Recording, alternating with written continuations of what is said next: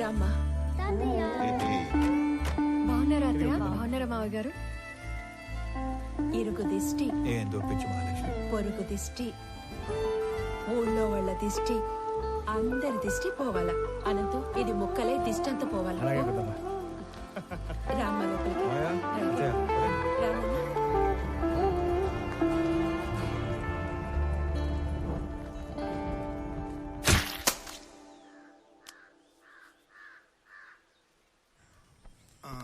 రామారావు, పిల్లప్పటి నుంచి మీ నాయన నేను సావాసకాలం. అవకాశం వచ్చింది కాబట్టి చెప్తున్నా ప్రసాదరావు, మీ ఓడికి ట్రాన్స్ఫర్ అయ్యి ఆఫీసర్ గా మనం ఊరికి రావటం వలన మన వాళ్ళకి ఎంత లాభమో తెలుసా? ఏ గమనం ఉండవయ్యా, ఛాన్స్ దొరికిందని సన్మాన సభ పట్టబాకు. వాడికి ఆనంద్ ఎట్లున్నావు? గురుగారు తాగండి, హ్యాపీగా కూర్చొని. నువ్వు తక్కువా? సర్లే, అబ్బోడు పండగ అయినాక డ్యూటీలో జాయిన్ అవుతాడు. అందరికి తెలిసేట్టు నీ పేపర్లో రాయి.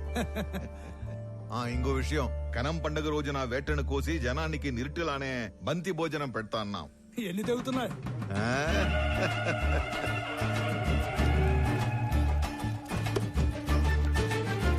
రే అనంత్, దుడ్డికి నీకు అంత లంకే ఉండదబ్బా. మటన్ కొట్టు సీనా అని పిలిస్తే సలపాగా నరికేటోడే. ఇప్పుడేమి తొందరైనదా? నాకి 3 తలలు అలా కాగా నరికినానా లేదా? ఏంటమ్మా, బాగున్నావా? బాగున్నానండి. చాలరాపా, ఆ చేతితో ప్రసాదం తీసుకుని రెండో చేయి చెప్తా ఉన్నావు. ఇచ్చే ఈ పెద్ద ఆయన ఎవరో బయటూరి మనుషులా ఉన్నాడు. ప్రశాంత్ బాబు. రే అనంతు, మన వియ్యంకులు పెద్దమ్మ ఇంకా ఇంటికాడిని అరువులు చేస్తా ఉండారేమో, పోయి తొలగరా పో. వంటోళ్ళకి దుడ్లు ఇచ్చేసి ఉరకలాడతా పెద్ద. ఏందిరా ఎప్పుడు డబ్బు డబ్బు. ఇది ఇంకా మారలేదు. పోయొచ్చా? ఏం రోయ్ పెట్టి చేస్తా ఉండారు? సిఐసార్ సంగతి మరుచావా? ఆయన ఇంకానే తెలిస్తే కాల్చి పాడేస్తాడు. సార్, మేముగా ఈ తూరు వచ్చే కయ్యలేదు సార్. మీరు గాని బలమందం పెట్టినారో ఆ మీట పెద్ద తంపు అవుతుంది. ఏంద్రో మొడుచుకొని మాట్లాడుతున్నావు? పోలీసులు పళ్ళులోని కొడతాడారేంది? అక్కడ ఏం జరుగుతుంటాది? వస్తారా రారా? ఏందిరా శుభు? ఎలా సార్, ఏమైనాది? ఎందుకు కొడతా ఉంటారు? నీకేంద్రా చెప్పేది? నువ్వు పెద్ద పొడికివా? పో పో. నాకు చెప్పండి, నేను కొత్తగా వచ్చిన డిప్యూటీ కలెక్టర్ని, ఈ మండలం ఇన్ఛార్జ్ ఎంఆర్ఓని. అభి, నువ్వు చెప్పు, మిమ్మల్ని యాదానికి కొడుతున్నారు పోలీసులు? ఇదేం కొత్త కాదనా? ఏ పండగ వచ్చినా వాళ్ళ పార్టీ అయినా ఇలా సిఐ మమ్మల్ని 4 ఐదుగురు గుంజుకుని పోయి యాటకు పంపుతారు, వంట చేపిస్తారు. మాతో గొడ్డు చాకరీ చేపించుకొని పైసా కూలీయకుండా తరుముతారన్నా. ఏమన్నా మాకు పండగ ఉండదా ఏమి? చూడండి, వీళ్ళు యాడికి రారు. మీరు పోండి, లేదంటే మీ నలుగురు మీద యాక్షన్ తీసుకోవాల్సి వస్తుంది. పదండ్రా, వెళ్ళి సేక్ చేద్దాం. జాగ్రత్త, వెళ్ళండి. కబీర్, ಪೋರ್ಟ್ ಏಜೆಂಟ್ ಆಗಿ ಕೆಲಸ ಮಾಡ್ತಾಗೆ ಸರ್. అంటే పోర్టు నువ్వు ఆపరా స్వామి, పొదుగుకలు చెప్పిందే చెప్పగాక. అదే నాకు పెద్ద కష్టమైన పనేం కాదు. అవేమైనా అగ్గిపుల్లే ఏంది గుట్టుగా పెట్టిలో దాచిపెట్టుకోవడానికి? 450 టన్నుల మాలు, పెద్ద పెద్ద కంటైనర్లు నా డెగ కన్ను దాటి దాచిపెట్టడం అంత తేలికేం కాదు. నువ్వు ఉండరా స్వామి, పెద్ద మనిషి మాట్లాడలా. పోయి నీ బాసుకు చెప్పు, మాల్ కనిపెట్టి కబురు పెడతాను. పోగు. ಆಯ್ತು ಸರ್. ఇప్పుడు చెప్పు సార్. ఆ కుర్రాళ్ళని తీసుకుని వస్తుంటే మన పైన ఎవరు యాక్షన్ తీసుకుంటా అంటున్నారు సార్. నువ్వే చేస్తా ఉండవు? ఆర్ఎంపీ ప్రాక్టీస్ చేస్తా ఉండానా? ఎట్లుండదు నీ ప్రాక్టీస్? ఏదో మట్టసంగా పోతా ఉండదునా, అగ్గువగా వైద్యం అందిస్తా ఉండాను. అదొక సాటిస్ఫాక్షన్. సరేనా, నీతో ఏదైనా పని పడితే టైం చూసుకొని వస్తాను. ఎవడురా వాడు ఇందాక యాక్షన్ తీసుకుంటా అంది? నా యాళ్ళు లాగి పీకాల్సిన పనిచ్చి లగెత్తుకుని వచ్చారు. బ్రతకండి రా వాడిని, పట్టుకురండి. మనం పట్టుకొచ్చే పని లేదు సార్, ఆయన్నే వస్తున్నాడు. ఎడా అతనే సారు.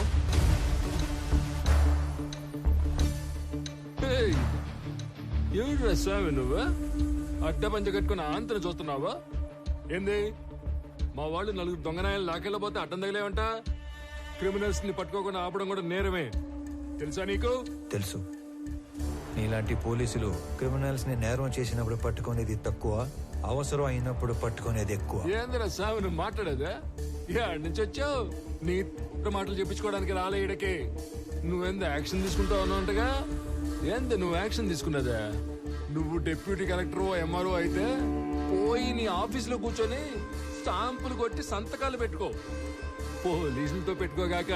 చూడు, నేనేదో సర్టిఫికెట్స్ మీద సంతకాలు పెట్టుకుంటా, రేషన్ కార్డులు పంచుకుంటా ఆఫీస్లో మాత్రమే కూర్చునే రకం కాదు. As an executive magistrate of this sub division of the district, I'm responsible for operating preventive sections of code of criminal procedure. By the way, ఇక్కడ జరిగిన స్పెసిఫిక్ ఇన్సిడెంట్ లో I clearly observed violation of fundamental rights, which is a crime. Crime me police వాళ్ళే చేశారు కాబట్టి all of you నేనా? will have to appear and explain your stand in my office if you extend this issue any further. Sir sir వాడు ఎంఆర్ఓనే కదా sir? అదేంది మిమ్మల్ని ఆఫీస్కి వచ్చి సమాధానం చెప్పంటాడే? ఎంఆర్ఓకి మనల్ని ఎంక్వైరీ చేసే పవర్స్ ఉంటాయా ఏమి సార్? నాకు మాత్రం ఏం తెలుసు స్వామి. వాడు చెప్పిన స్టైలు పోసు చూస్తుంటే ఆ పవర్స్ ఏదో ఉన్నట్టే ఉంది. ఓ ఒరేయ్, సార్ ఈ ఏటికి రికార్డింగ్ డాన్సులు మనకి లేకుండా చేశాడు. రామారావు, మొన్న పండగ అత్తగారింటికి వెళ్ళినప్పుడు మీ ఊరు కులుకు భజన డాన్స్ మిస్ అయిపోయావురా. ఎరా రాఘవ, ఏంటి కొత్తగా గడ్డం? ఏముంది, 4 రోజులు లీవ్ లో ఉన్నా. బద్ధకం. వచ్చే వారం ఆఫీస్కి వెళ్ళాలి, అప్పుడు తీస్తా. అది సరే గానీ నువ్వేంట్రా దూరదర్శన్, పండక్కి తప్పితే మీ ఊరు పక్కకే రావడం లేదు? నీకేంటి రాఘవ, ఏమైనా చెప్తావు? స్టేట్ గవర్నమెంట్ ఉద్యోగం కూర్చోబెట్టి పెడుతున్నారు. మా పరిస్థితి దొరకట్లో లేదురా. చాలా ప్రైవేట్ ఛానల్స్ వచ్చేస్తున్నాయి. మేం గట్టిగా కష్టపడకపోతే నిలబడటం కష్టం. గంగాధర్, నువ్వు ఎంత కష్టపడ్డా నిలబడటం కష్టమే. ఆల్రెడీ జెమిని టీవీ, ఈటీవీ అని ప్రైవేట్ ఛానల్స్ టౌన్ల వరకు వచ్చేసాయి. నెక్స్ట్ ఇంకా ఊళ్ళకే. నానా సలీం, మీరు కష్టపడకపోయినా అంతే. సెల్ ఫోన్ టెక్నాలజీ చాలా స్పీడ్ గా వచ్చేస్తుంది. నియర్ ఫ్యూచర్ లో మీ ల్యాండ్ ఫోన్లు అన్ని మాయమే. అందుకే మేమంతా కష్టపడి మా డిపార్ట్మెంట్ నిలబెడతాం. అబ్బో, చానాలకి చిన్ననాటి స్నేహితులంతా ఒకే చోట చేరారే. ఏంటి రామారావు, మన ఊరికి ట్రాన్స్ఫర్ చేసిన తర్వాత చేతులు కట్టేసినట్టు ఉండదా? ఇక్కడ నువ్వు సాల్వ్ చేయడానికి పెద్ద సమస్యలు లేవు, అలాగని నువ్వు చేయడానికి పనులు లేవు. డ్యూటీలో ఎప్పుడు జాయిన్ అవుతుండవు? రేపే. అయితే ఇంకా పని ఉంటే తప్ప రేపటి నుంచి కనపడరా. కొత్త ఎప్పుడు వస్తాడేమో గానీ పాతనైతే 11 గంటలకు వచ్చి టెన్షన్ 1 గంటకు వెళ్ళిపోయాడు. సుఖంగా ఉండేది మనకి. అవును కదా. ఆడేం చేస్తా ఉండవు, సార్ వచ్చేసి ఉన్నాడు, జనాల్ని కలుస్తా ఉన్నాడు.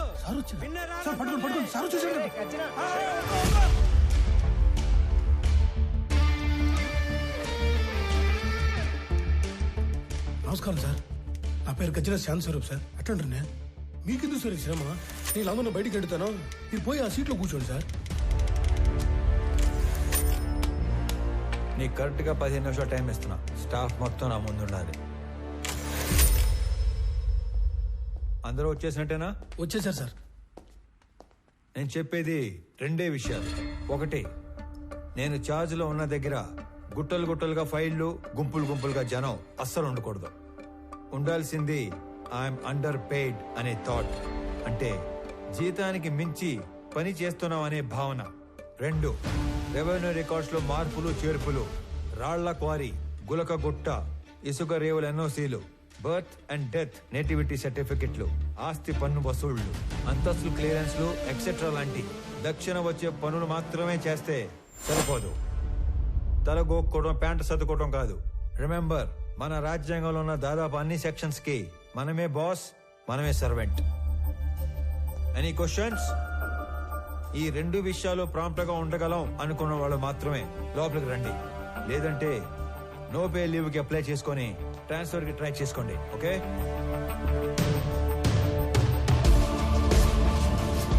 There is no privacy, no protocol in my office. నేను చేసే పని మీకు కనపడాలి, మీరు చేసే పని నాకు కనపడాలి. Only progress that matters.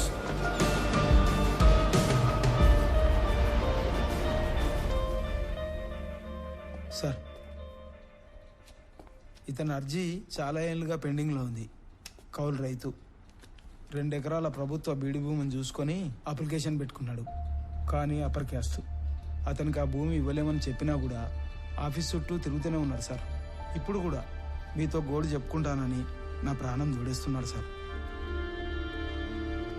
అయ్యో, రైతు తన 10 వేళ్లు మట్టిలో పెడితే గాని మన 5 వేళ్లు నోట్లోకి వెళ్ళావు.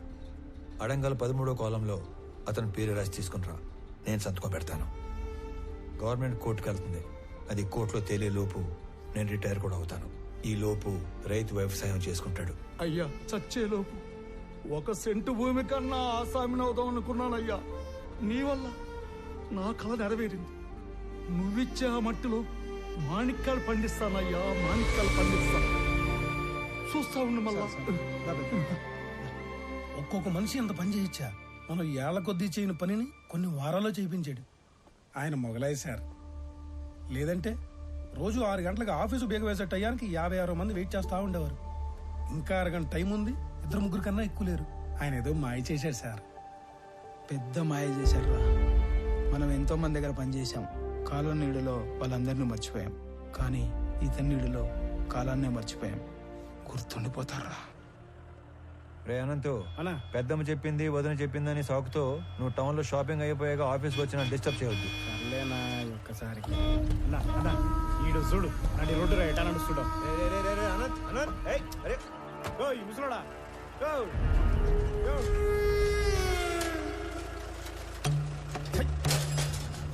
చూడనంత గట్టిగా మూసేది వెనకొచ్చేటి బండు తొక్కే పైపోతావు. సంపుతా నా కొడక. నీ దూకుడేంద్రా పెద్ద పట్టుకొని.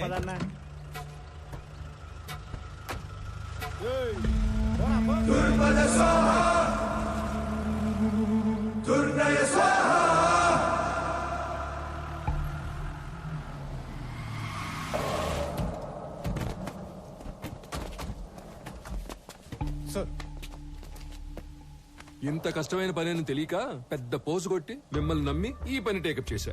ఎక్కలాడు తినాలకి వెళ్తే మెట్లు ఎక్కను దిగను సరిపోయింది. మీరు అంతే, వెళ్ళడం రావడం తప్ప ఏం ఉపయోగం లేదు. సార్ మాల్ మొత్తం ఏదో రూట్ లో ఎక్స్పోర్ట్ అయిపోయింది ఏమన్నా నాకు కొంచెం డౌట్ వస్తుంది సార్. అస్సలు కాల, ఖచ్చితంగా మాల్ ఎక్స్పోర్ట్ అవ్వలేదు. ఇది నేను చెప్పిన మాట కాదు. మాల్ ఎవరైతే డైరెక్ట్ గా ఎక్స్పోర్ట్ చేసుకుంటున్నాడో డాను, వాడు చెప్పిన మాట. మాల్ మీకు ట్రేస్ అవట్లేదు కదా అని మన దేశంలోనే లేదని చెప్పి కథలు చెప్పొద్దు. అయితే సార్ ఇంకో 4-5 టీములు పెట్టి తలా ఓ దిక్కు పంపి కూంబింగ్ ఆపరేషన్ చేస్తే త్వరగా ట్రేస్ చేయొచ్చు సార్. మీ చుట్టాలు కూడా తీసుకెళ్ళరా. నువ్వెవరో సామి నా కొంప ముంచేటట్టున్నావు. ఎట్ట అంటే హడావుడి లేకుండా వెతకాలి. గవర్నమెంట్ కి ఏమాత్రం ఒప్పందినా చాలా డేంజర్. ఇన్ని 100 కోట్ల ఎర్రచంద్రం ఒకేసారి దొరికితే దేశం ఉలిక్కి పడుద్ది. కలపకి కాపలా కూడా పెరిగిద్ది. దీంట్లో ఏది జరిగినా నన్ను లేపేస్తారు. సైలెంట్ గానే ఎతకండి, కానీ కొంచెం స్పీడ్ పెంచండి. పండి. Good morning sir. Morning morning morning మాల్నీదే. Good morning sir. Good morning sir. ఇది మాల్నీదే, ఇది మాల్నీదే, ఇది కూడా మాల్నీ. ఏంటి ఇవన్నీ? పేరు మాలిని సార్, ఊరు తెమ్మసముద్రం. ఆస్తి వారసత్వ బదిలీ కోసం అప్లికేషన్ పెట్టుకుంది. మనం దాన్ని రిజెక్ట్ చేశాం. దానికి నిరసనగా ఆవిడ ఉత్తరాలు రాస్తూ ఉంటుంది. బాగా బతికి చితికిన కుటుంబం అంట సార్. సరే కొత్తగా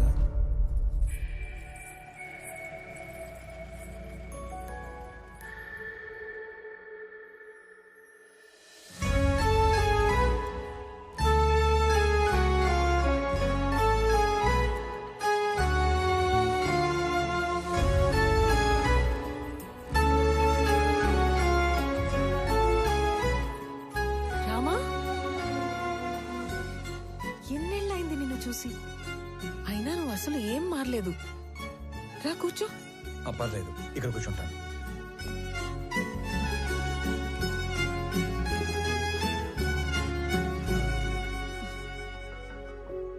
నీ పేరేంటి తల్లి? రామలక్ష్మి.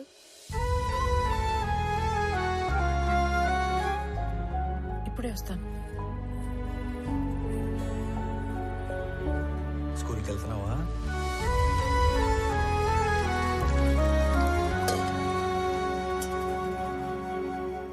Good girl. తీసుకోరామా. ఇప్పుడు చెప్పు, మన ఊరికి ఎప్పుడు వచ్చావు? నీకు ఒక్కడే కొడుకు కదా? బుడ్డోడు ఎలా ఉన్నాడు? ఏంటి ఏం మాట్లాడావు?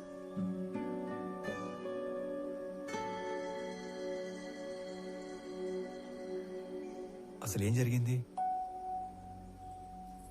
రామా, నువ్వు వెళ్ళి ఆడుకో తల్లి.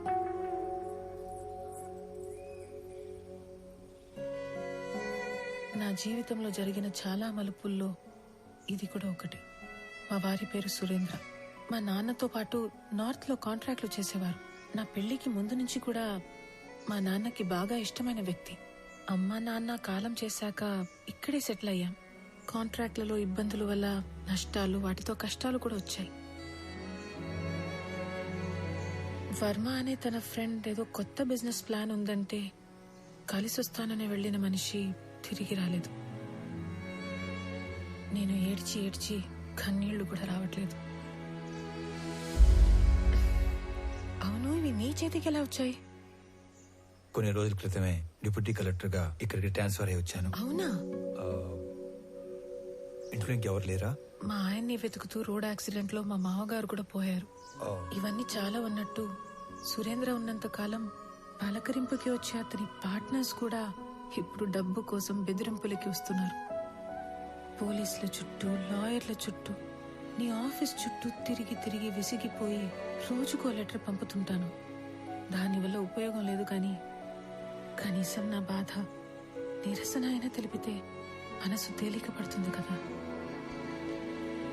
వీటి వల్ల ఉపయోగం ఉంది. ఇవే నన్ను ఇక్కడి దాకా తీసుకొచ్చాయి. ఇకపై ఇది నా బాధ్యత.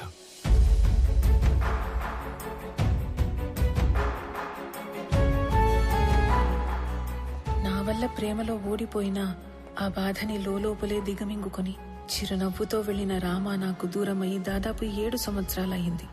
దిక్కుతోచని పరిస్థితుల్లో ఉన్న నన్ను వెతుక్కునొచ్చి భరోసా ఇచ్చి వెళ్తున్న రామాని చూస్తుంటే చాలా జ్ఞాపకాలు గుర్తుకొస్తున్నాయి.